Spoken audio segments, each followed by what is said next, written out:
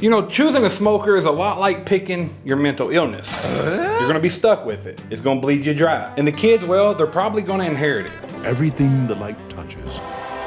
I once had a neighbor named Randy. Poor bastard goes out, buys an electric smoker. Next week, gets swindled into getting a timeshare. For whatever reason, goes out, buys a snake. That snake eats his chihuahua. Randy's wife leaves him. Now, he lives in the timeshare, drinking wine out of a box, and he makes pork chops so dry, you can stay in a picnic table with him. Don't be like Randy. Stop it. Get some help. All of that could have been avoided if he had just bought the right smoker in the first place. I wanna rock! So what smoker should you buy? That's the question that everyone that turns 30 inevitably asks themselves. I mean, it's either barbecue or you get into World War II memorabilia. The real question is, how much pain and inconvenience do you want to put up with for barbecue? Do you want to stand outside all night looking like a raccoon wearing a hoodie, talking to God because your brisket won't climb past 155? Or do you want to push a button and run up in the house and watch Love Island with the missus? My dream date. I mean, it's your call. But whatever that call is, I'm gonna help you figure out what smoker fits your style. Now we're gonna start with the smoker that I recommend to every beginner getting into barbecue. Because even in the beginning, I couldn't fuck it up that bad. And that is the Weber Smokey Mountain. I like to call this thing the balanced beginner. Now you wanna feel like you're doing something, but not so much that you're gonna ruin dinner. You want enough of a challenge so that you can brag about barbecuing, but you also wanna eat dinner, you know, before you start questioning your life choices. You also like the idea of building a fire, fiddling with vents, getting your hands dirty. You're also the kind of person that probably buys a notebook to keep track of the temperatures, but what you really end up doing is writing down what bourbon you're drinking that day or craft beer. You're gonna check the temperature every 10 minutes, when in reality, there's not a damn thing that you gotta actually adjust.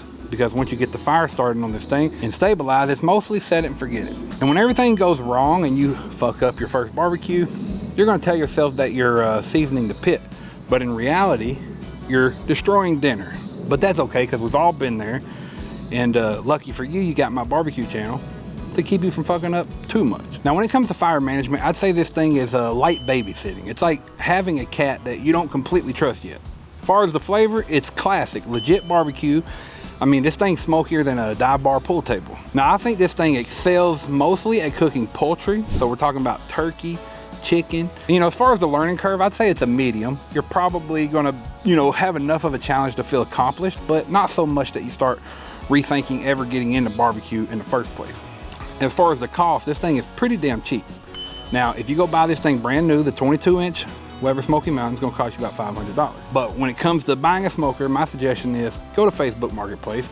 You're gonna get it for the fraction of the cost, and I'd prefer buying a seasoned smoker anyways. As far as who is this smoker best for, I'd say everyone that's wanting to get into smoking. You know, these are people who want to play pitmaster, but they don't really want to commit to a 24/7 job of managing a brisket. You know, these people are gonna be curious, casual, and you know, just cocky enough to get into barbecue.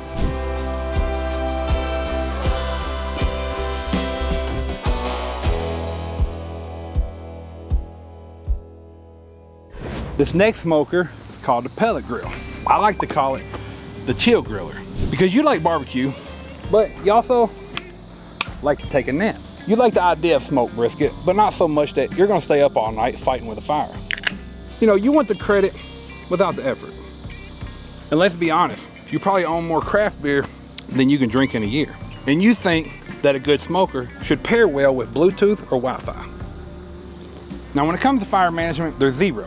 You don't manage a fire, you manage an app on your phone. These smokers are very convenient. And you know, when it comes to flavor, it's pretty good. It's not bad, honestly. It's just not enough to impress your friend that wears flannel year round and chops his own wood. I'm just disappointed. In my experience, the pellet grills do not excel at direct cooking.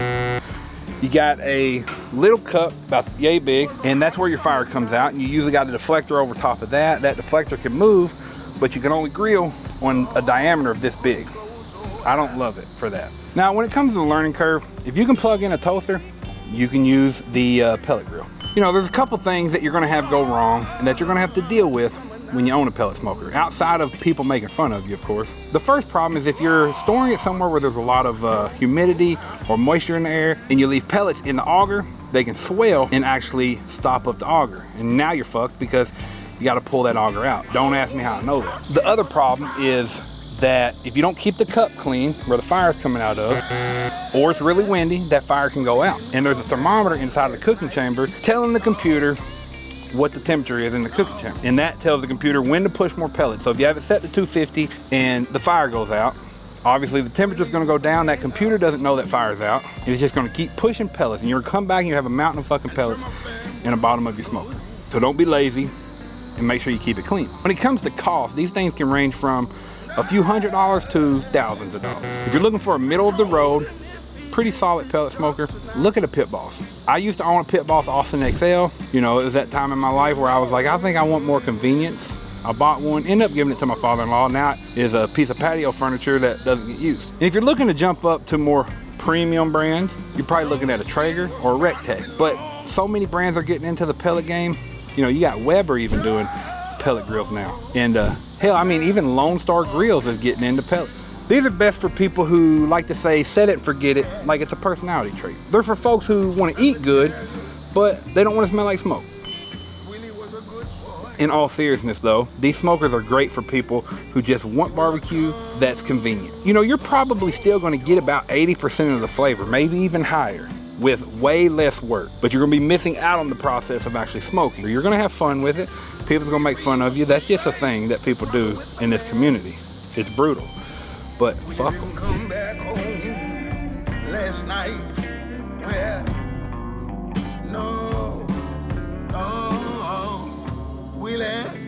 the next smoker is the offset.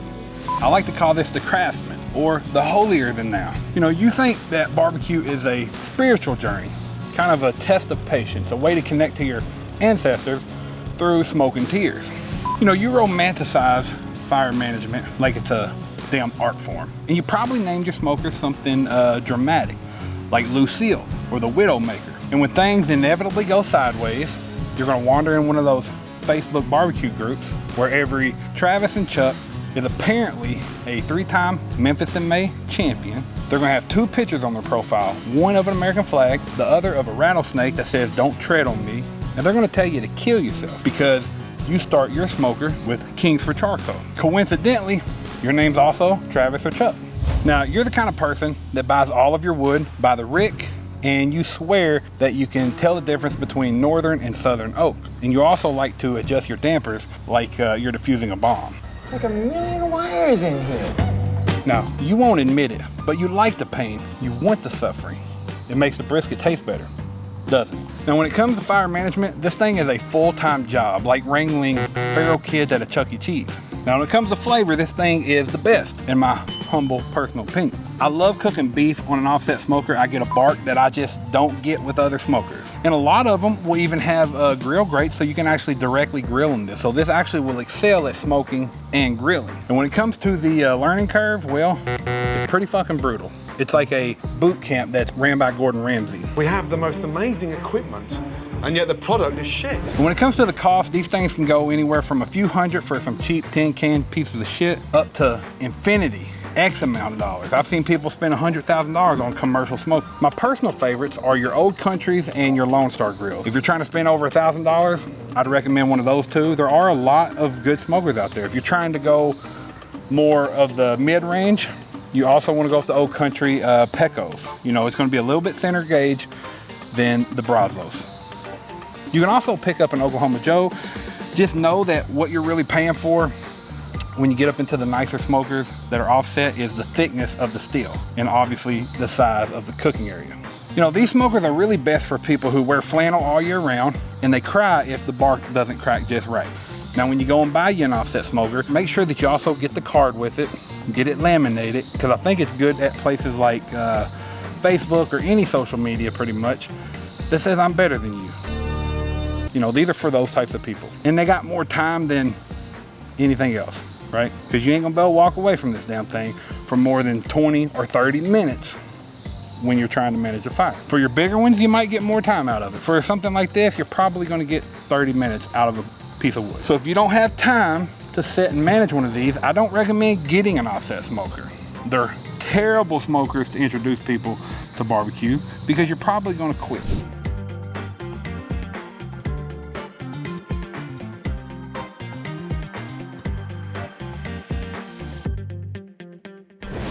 The next smoker is the Weber Kettle. And yes, if this thing looks short, it's because I'm 6'4" and I got the camera down to the ground just so I can have me and the top of this thing in the same frame. Now these owners like to say they're saving money. Maybe I'll go to a bank and say, hello, do I have an account here? They see a $50 grill, they're like, I can make that smoke a brisket. You know, you're a tinker, a MacGyver of sorts, you know, a DIY mad person. You're the type of person that's gonna take a pizza stone and turn it into a heat deflector. You're also gonna be taking soup cans, cutting them up to improve airflow, and you're gonna tell people that it's all about the technique and not the smoker. But in reality, your Weber Kettle looks like a fucking spaceship because you got so many mods on it. And somehow, you're still gonna make some bomb-ass barbecue, especially if you follow my channel. Now, when it comes to fire management, this thing is constant tinkering. You're not gonna be sitting it and forgetting it, at least not without mods, but you like the constant tinkering. It's kind of like working on your carburetor. Now, as far as the flavor, if you can finesse those vents like a concert pianist, it's great. It actually excels at cooking poultry. This is probably my go-to when I'm cooking anything, chicken or turkey. And there's a ton of mods for this thing. I love my rotisserie kit. Well, really, that's the only mod I've bought so far, but there are a lot out there. Now, when it comes to the cost, you're looking at $50 on Facebook Marketplace to $150 brand new. But whatever you save buying this thing, you're gonna spend it on mods and accessories. So it don't really matter. This smoker is best for tinkers, DIYers, people who wanna save money or at least think they're saving money. And for people that think they can outsmart thermodynamics with enough determination and aluminum foil.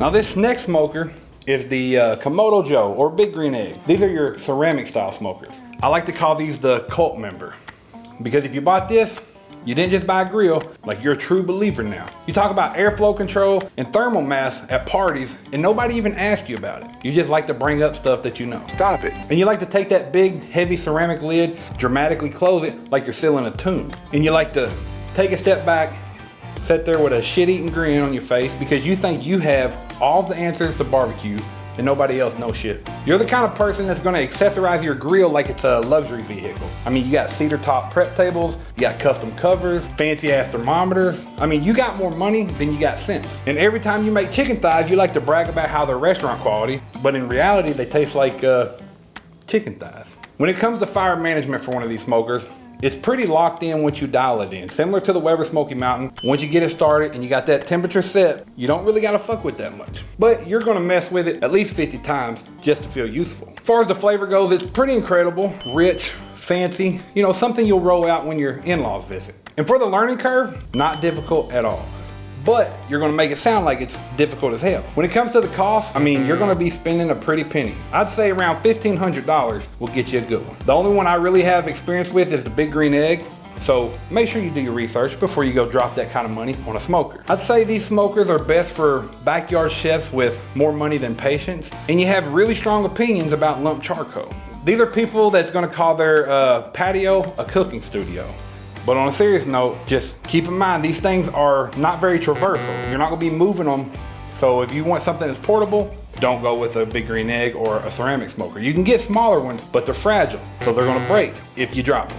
So if you don't mind spending a bunch of money on a smoker that gives you pretty much the same results as maybe a Weber Smokey Mountain, then Big Green Egg and ceramic smokers are for you.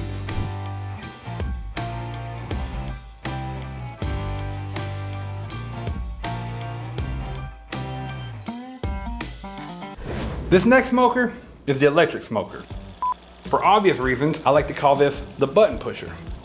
Now you want barbecue, but you also want to keep your hands clean. You also want your weekends back, and you want zero chance of ever smelling like smoke. Now you like the idea of barbecue, but you know, not enough to actually barbecue. You plug it in, push a button, and call yourself a pitmaster, but your only experience with wood is a bag of chips for mile 12. You're the kind of person that brags about low and slow, but you think that a smoke ring is a myth. Kind of like Bigfoot. I don't even know if I need to mention the fire management because there's none, zero.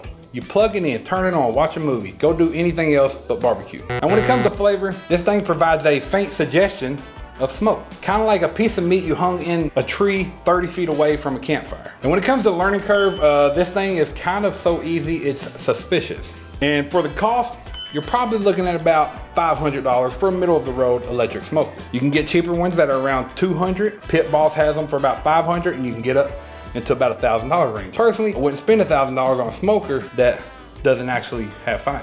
But these smokers do have their place in the market. They're best for apartment dwellers, people who are retired but don't want to spend all their time barbecuing. You know, they're for people who treat barbecue kind of like a crock pot.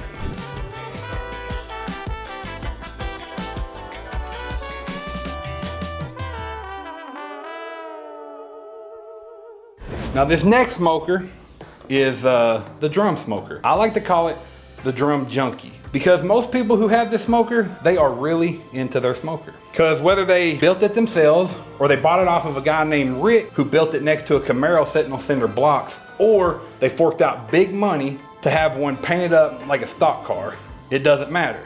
Because at the end of the day, it's still a steel barrel, but it works. Now you don't need fancy gadgets, ceramic domes, or an app telling you how to live your life. You just need metal, fire, and enough self-confidence to stand over something that looks like hazardous waste while you make some damn good rib, because this thing is the king of pork ribs.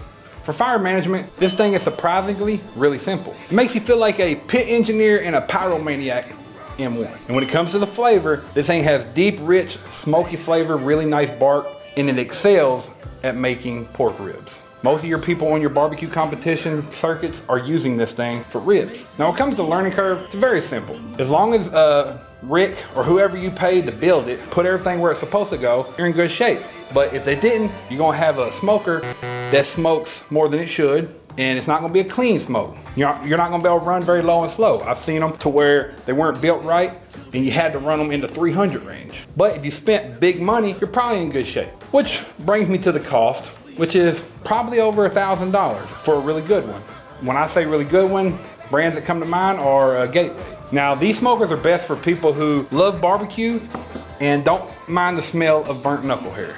Now, whether you built it yourself or you just lie and tell people you did, you're gonna fit right in. You're kind of a distant cousin to your offset smoking buddies. You kind of feel cocky enough to think that your smoker is the best smoker out there, which, if you've noticed, common pattern is pretty much all these smokers think that they're the best smoker.